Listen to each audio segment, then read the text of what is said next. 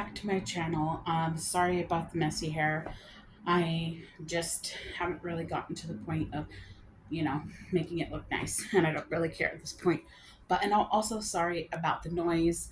I have my window open right now. It's been pretty warm here lately, so I wanted to try to just, open up a window, to get fresh air and keep it cool in here. But anyway, in today's video, I'm doing something a little bit different because normally I do a lot of horror content slash horror movies and stuff like that. But I wanted to also today talk about a show that I really love, and I'm also wanting to do in the future other content for other stuff, for other movies, for other TV shows, etc. So, but in today's particular movie, I'm going to talk about Bridgerton.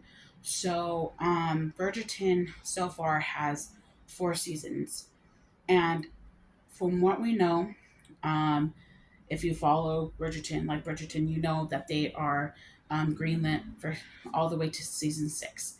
Shondaland slash Shonda Rhimes, who has done is the creator of such shows like Grey's Anatomy and Scandal. Anyways, she's the creator of Bridgerton, or is the one that has got the around Bridgerton. So anyway, she has stated, and so has the showrunner Jess Burnell, they all know for sure that they will do all 8 seasons, all 8 books, but it's only greenlit for now, for through season 6, and we're at season 4 at this point. So anyway, and from what we know, next season is either going to be Eloise or Francesca. Realistically, it should be, and I think it will be, Eloise. My top reasonings is that, and this is the point that other people are making, that it's not going to be Eloise, and then is that it is going to be Francesca, which I guess you can call that a thing, a point, I guess. But the reason people think that it's Francesca next is because, and that this is why I also have the microphone in case it gets too loud with the window open. So I apologize if you don't hear me. But anyway, the point, or the main point, or one of the points that people are saying that it's Francesca for season 5 is because in season 3 and season 4, she had all these big plots with her because she met and married John in season 3. And spoilers for those who aren't caught up at this point, but Bridgerton season 4 has been out for pretty much quite a bit because it officially came out. The first part came out in January, and the last part came out in February. So we have like about a month to watch it all if you haven't watched it. So sorry about that. But we've had Francesca in season 3 meet and marry John. And then, of course, we see a little bit more of them married life in season 4. And then we know that he passes in season 4.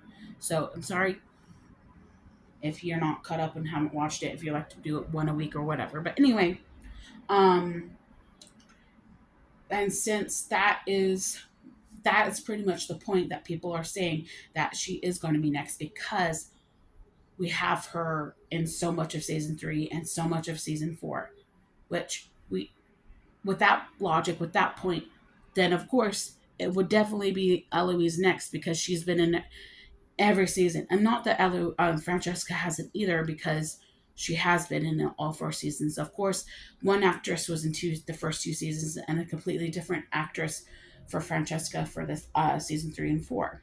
Ruby Stokes for the first 2 seasons for Francesca, and then Hannah Dodd for season 3 and 4 for Francesca. So anyway, but why I don't think Francesca will be season 5 is in the first 2 seasons, with when Ruby Stokes was Francesca, we hardly ever saw her. And for those fans of Bridgerton, if you didn't know, and if you are fans of Bridgerton but you didn't know this, but the reason why Ruby Stokes, who initially played Francesca in the first 2 seasons, is because she was also in another show that was separate. I think also was on Netflix as well. She was starring in that. Like, she wasn't a guest. She was like starring in that show. And so she quit being Francesca in Bridgerton, because at this point in the first two seasons she was just a side character, so she wasn't a lead in Bridgerton. So she was hardly there because she was, one, filming her separate show, and two, she was just a side character. She wasn't a lead or anything. That's why they did the plot of her being at an aunt's learning piano forte. So anyway, then Q season three, we got Hannah Dodd, who came in and became Francesca, and you got more of her because we had a new actress being Francesca. And so anyway, and another, even though you could say that Francesca could be season five, I still don't think she's going to be season five because, as we know in season four, and yes, we know in season four, there are time jumps, even if it's not explicitly said or shown on screen. Oh, this is 2 years later, or this is, or not 2 years, but you get the point. That doesn't say on screen, oh, this is 4 months later, this is 6 months later. It's just insinuated by them verbally saying like, "Oh, I yeah, that masquerade ball was like 6 months ago," yada yada yada. So anyway, and plus just by frame of reference and stuff. And anyway, and we know that Francesca's husband John, who I actually really love, oh, you Victor, you're amazing as John. Anyway, I think, and yes, time jumps happen. Yes, time jumps are a thing. But that's the thing, is that we know that Michaela, who's going to be Francesca's love interest in her season, in their season, she left shortly after the memorial for John and is gone. So it will be kind of weird in the first episode of Bridgerton to be like, oh yeah, it has been a year since John died. Oh my gosh. Like, it's been so long since he died, and Francesca, it's your season. No, no, no. No, no, no. Like, that would just be weird and awkward. So that will lead into my next point, that it's Eloise's season next, because to me, it would just be weird if it's going to be Francesca's next season in season five. No, it has to be Eloise, because then Eloise's season, which will be season five, that could lead into Francesca seasons. And yeah, that's another point, that the Francescas of the world that says that will be Francesca's in season five, that, oh yeah, Francesca's season can lead into hers, whatever. But no. And like, you can honestly say too that it'll be kind of weird. All of a sudden, Eloise is going to be starting writing to Sir Philip, but who knows? We don't know if and when she has started. She could have already started writing to Sir Philip, maybe even back in season two. You know, who knows? Maybe she was writing to Marina, even like with the whole Colin situation of Colin go see Marina. Maybe even though um, Eloise has never met or seen Philip, or maybe she did across the way if she went to visited Penelope in season two and just had a glance of him. But maybe she was writing to Marina at least, and see how she's going, because she probably didn't have a proper talk with Colin after he came back to visit Marina in season two. So who knows?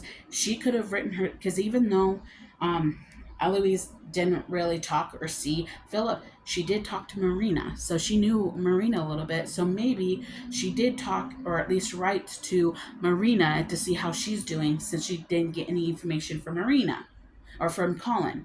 So, like, that could be that maybe Philip intercepted or saw the letters from Eloise to Marina. And also, this is the plot. Spoiler alert from the books. I haven't read the books, but I do know what happens in the books, because I've heard and read what people have said from the books who have read the books. That after Marina dies, spoiler, Marina does die, and it has been said that there's been like and yay and nays for the actress who had played Marina, that whether she's going to be back or not, because she's going to die, yada yada yada. And I love the actress who played Marina, and she is also somebody who represents mental health, because it's been known that after Bridgerton, she kind of went on a spiral with her mental health, and kind of was like blamed Bridgerton for her mental thing. But I, I personally have somebody in my life who dealt with mental issues, and it was my dad who had a bipolar disorder. So I know a little bit firsthand about mental illness. So, anyway, and that's also the storyline of a part, not just a tiny part, just a tiny part of Eloise's story in Bridgerton in the books. That Marina suffers with depression, or at least postpartum depression, after her kids were born, etc. And of course there's like this little thing of like, oh, she killed herself, or she just drowned, or she died of pneumonia. I think she died of pneumonia, but back then, they if she did have like postpartum depression after giving birth to the children, that's a real thing.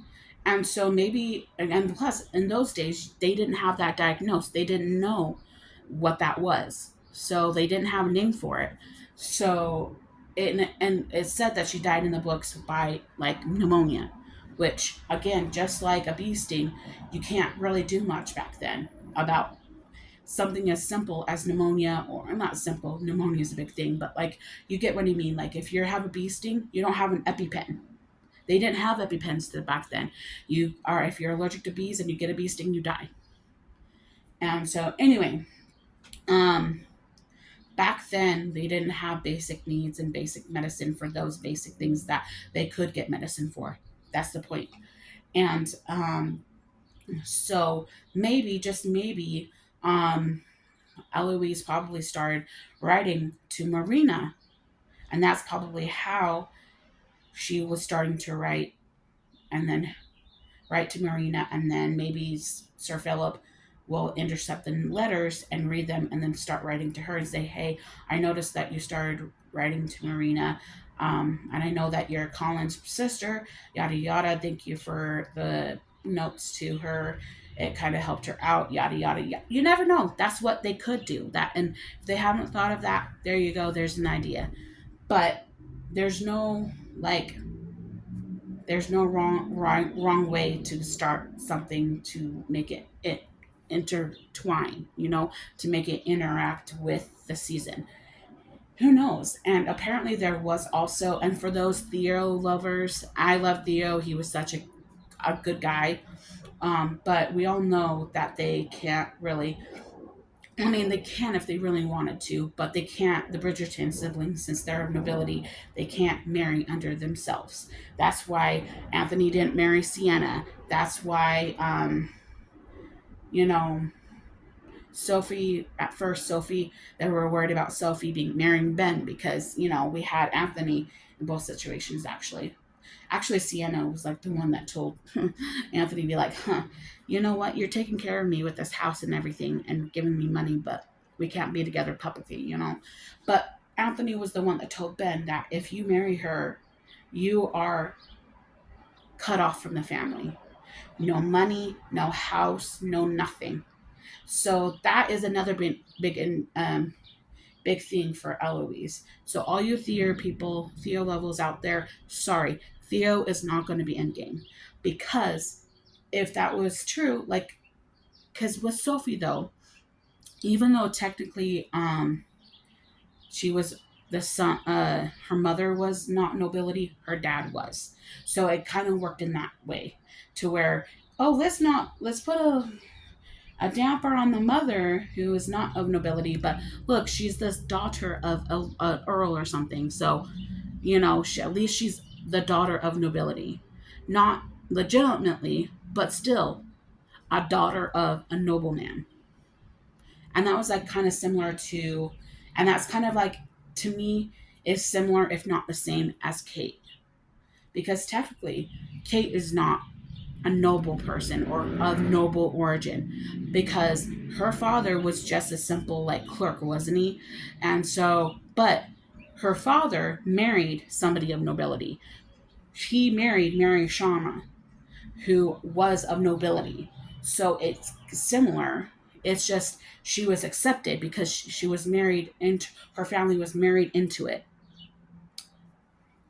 Like Sophie wasn't technically because of her being like a secret and a little, like a bastard child, whatever you want to call it, mind you. But it's to me, they're the same because even though Kate wasn't a noble of noble birth, and technically Sophie's probably more of noble birth than Kate is because Sophie was born of a noble man, but Kate was accepted because she was married into it after her father died. Like her father married to a noble lady. So it's acceptable because they were accepted. And Mary Sharma and Kate's father had another child afterwards. So, of course, Edwina would be definitely noble because, well, they're both the same, even though they're half sisters, whatever. But you get my point.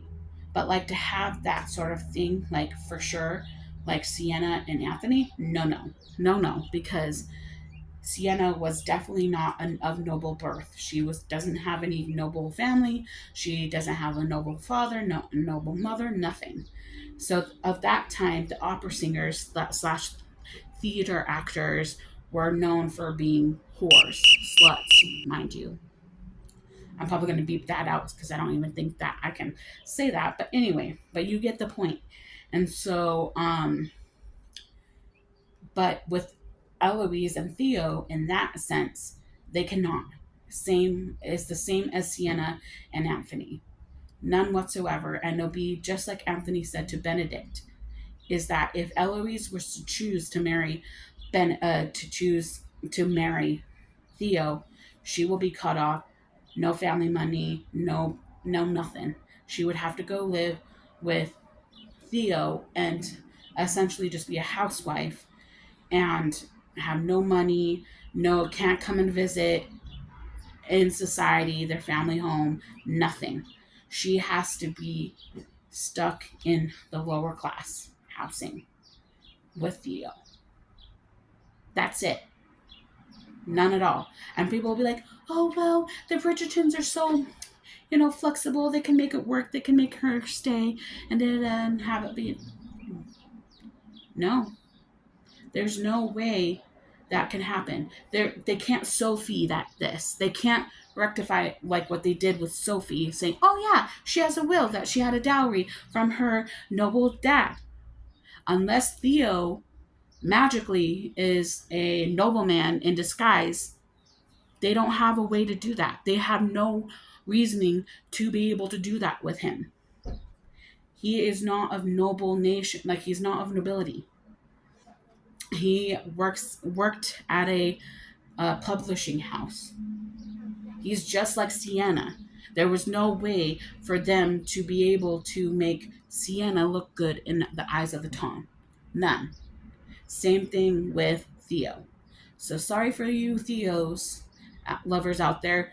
It's not going to happen unless you're okay and Eloise is okay with not being able to go and see her family in society anymore. Which to some will say, oh, Eloise doesn't love society anyways. She'll be fine with it. But she won't be fine not seeing her family.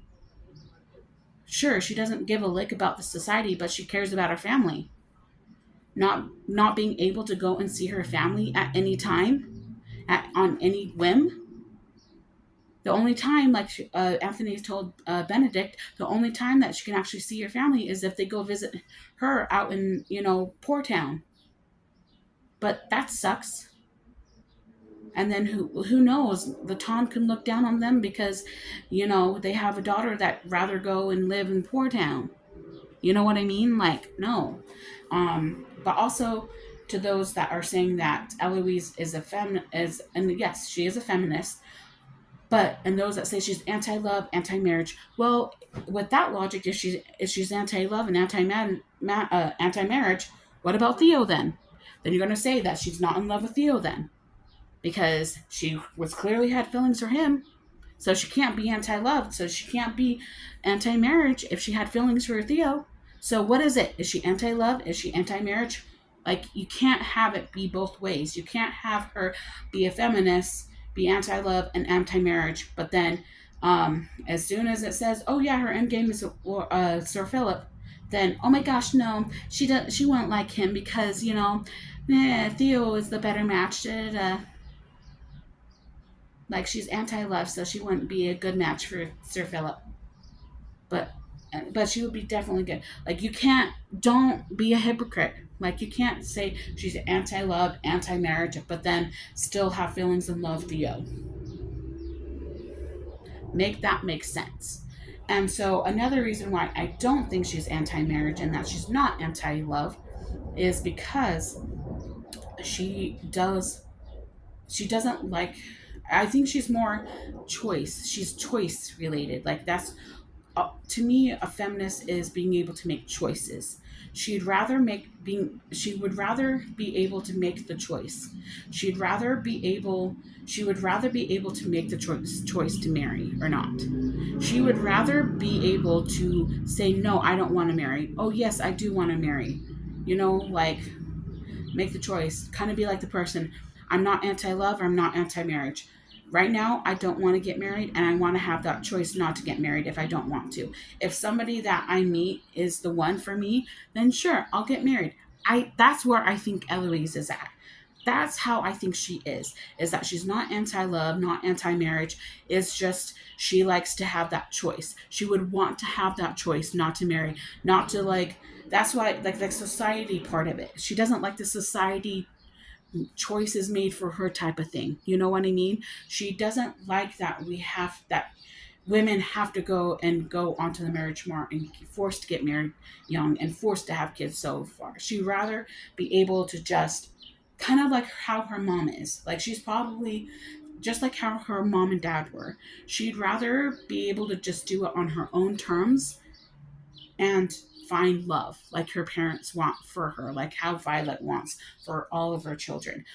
Violet wants her children to find love, not just get married and have kids, but to find love. You get what I mean? Like, she is just more polarizing about it. She's a more little about it. You know what I mean? And she just also wants the choice to be able to say, no, I don't want to get married right now. And we did see a little bit of that more in season 4, because that's why she's like, because with Violet, it's like, since you don't want to be on the marriage mart and you're on the shelf, why don't you go help Hyacinth, with her lessons? And then, Eloise is like, no. And so it's like, and that's why we all know and we all say that Violet knows her children and loves all of her children. So I think that even though Violet sees that she is a feminist and she likes this choices, I think that Violet knows that Eloise is not anti-love or anti-marriage. She just hasn't found the right guy yet. And of course, Violet keeps saying this and kind of pushing her a little bit, but Violet's right. Like, Violet is right. Like, Eloise just hasn't found her guy yet, which is Sir Philip. It just they haven't met yet because, and then that's another thing of why people don't think that it's going to be Philip, because Marina, he's married to Marina, but like I said earlier, she dies. So maybe, and this could be in the first 4 episodes, that we see her, she's writing, and maybe now that we know from season 4 that there's a new Lady Whistledown, so maybe that could tie in to, maybe we find out it's Eloise that is Lady Whistledown, the new Whistledown, because to me it feels like somebody that took over, whoever took over for Lady Whistledown, is somebody that is personally connected to Penelope. Like, it could have been Colin, it could be Eloise, who knows? It could be Hyacinth for all we know. And a lot of people are saying it's, like, say, since she's moved up to be a lady in waiting, they think it's Will Montress's wife Alice. So that could be a good one. But I think of 2 of them, it could be Eloise and or Colin or Hyacinth. Those are my top ones, especially the more I think about it, if it ties into it being Eloise's season. Now, it would make sense how it can connect her if she's going to be season 5 to maybe her being whistled down, Eloise is whistled down now. And so then that way it's still connected to Penelope. And so now her best friend is, it's like how I wanted to, even though I know it was just Penelope, that how I wanted it was to see if maybe if Penelope were to have said something to Eloise, they could have partnered up. Even though at first in the first 2 seasons, I'm like, no, I wouldn't want them to partner up because we all know that Eloise would have jumped in and go full hands and take over. Like then it wouldn't be Penelope's anymore. It would not be hers at all because now it would be just Eloise. Eloise would take over. But now that Pen to like said, I am not Whistle Down anymore. It brought, I'm releasing Whistle Down. I don't like the queen breathing down my neck. And now that it's taken a turn and taking a back seat, now that Whistle Down is a mystery again, maybe we'll find out in season 5 that it's Eloise. So then that way, maybe in the first episode or two, we find out it is Eloise, and maybe right away or as soon as we find out, um, she tells Penelope and says, "Hey, I'm Whistle Down.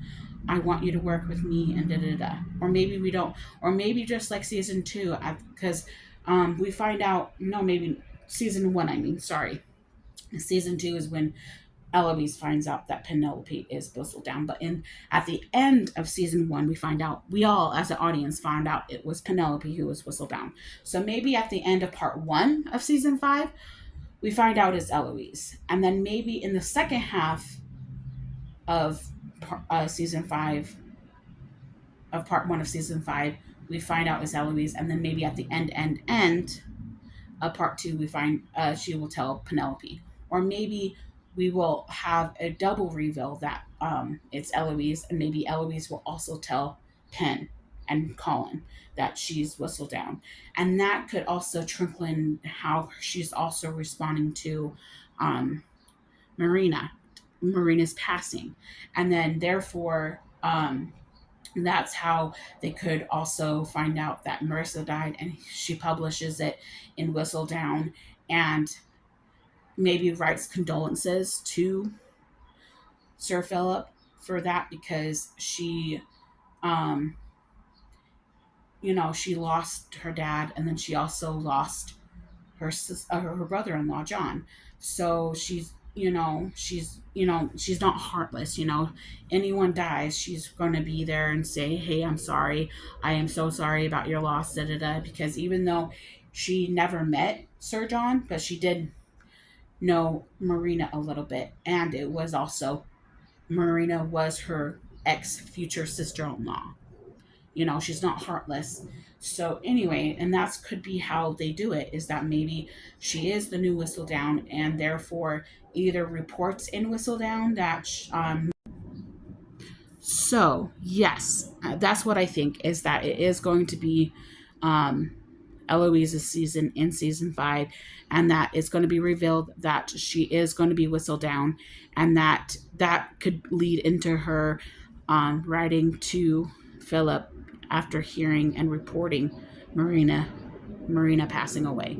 So and also we just need time for Francesca to mourn the loss of John. Yes, we've had time jumps in season 4, and there was a time jump between the death of John and then Sophie's wedding, which I'm not surprised that a lot of people didn't see it.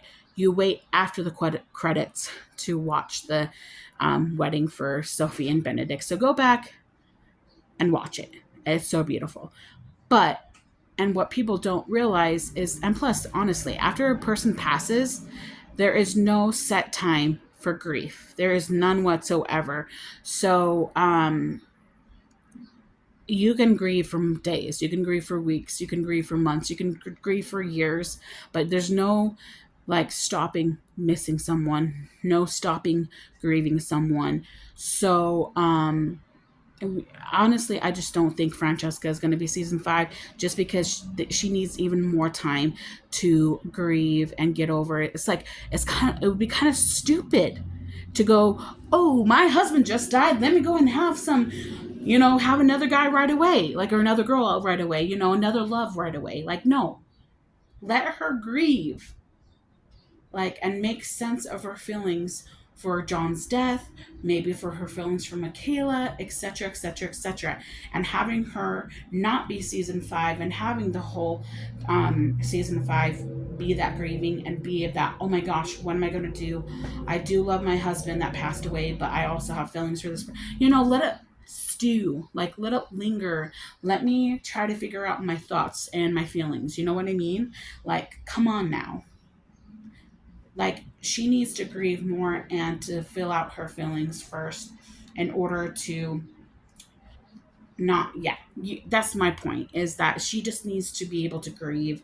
And it's not like she's not going to be in season 5. She, like Francesca, will be in season 5. She can have another side plot like she had in season 3 and 4. Like, she could still grieve and have her own little plot, like she did in season 3. Like, honestly, as much as I love Francesca, and as much as I love Hannah Dodd, I think that she kind of took over season 3, and maybe a little bit of season 4, obviously, because she had a side plot.